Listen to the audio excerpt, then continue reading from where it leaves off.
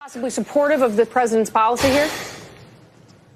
Indeed. First of all, let me set the stage where we are. This is a 43,000-acre ranch. It's the Cage Ranch, 1,600 head of cattle. We're about 60 to 70 miles from the border. But for 3 generations, the Cage family has had this property, and for 3 generations, they have seen a constant flow of people walking across their property. These are the undocumented migrants making their way into the United States.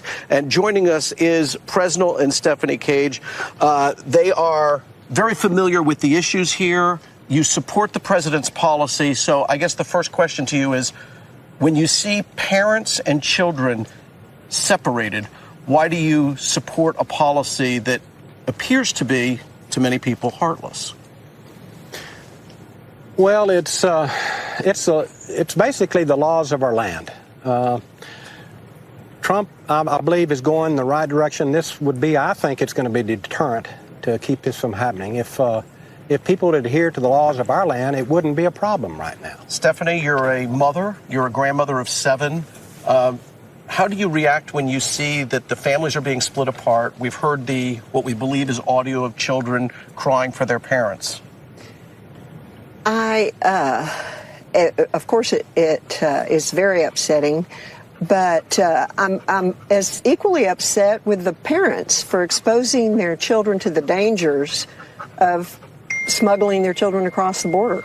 These are parents who start in El Salvador, in Guatemala. They get on a train known as La Bestia, known as the Beast, and they make this trip. But they say that they're fleeing a violence that is forcing them to leave. I see you shaking your head.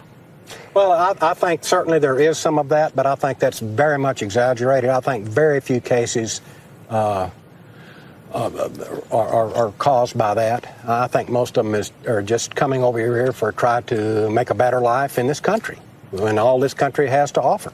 So, Stephanie, as people are arriving, and you say both that you'd like to see or believe that this will be a deterrent, we don't have actual numbers that indicate that it is a deterrent.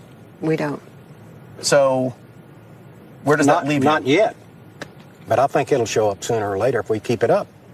So this is a very political debate in our country. There's no doubt about that. Do you believe that Donald Trump is still getting pressure from within the Republican Party, his own party here, that this will stand?